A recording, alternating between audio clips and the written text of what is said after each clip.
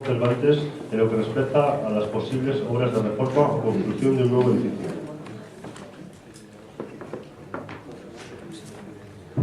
Señor Llopis, no sé si soy el presidente o como se llama.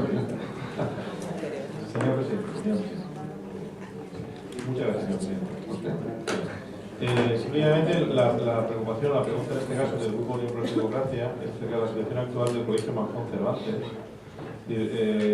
Todos estamos de acuerdo que está necesitada este colegio de una solución.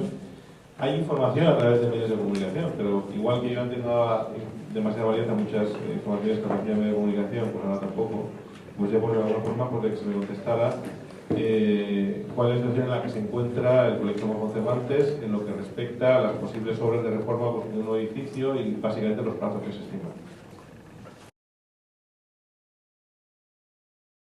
Quiero informarle que el proyecto de reforma inicial que estaba previsto y que está previsto se encuentra en estos momentos en fase de tramitación por parte de la Concejalía de Urbanismo para sacarlo a licitación y luego su posterior adjudicación a la empresa que salga elegida.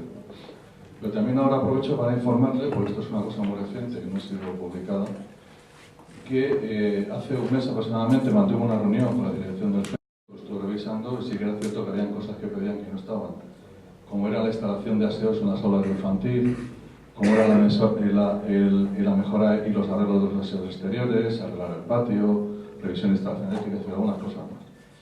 Tuve el compromiso por parte del conseller de que se iban a hacer cargo de ese segundo proyecto que vamos a realizar y que va a ascender a más de 350.000 euros por parte de la Consejería que se han comprometido a meter.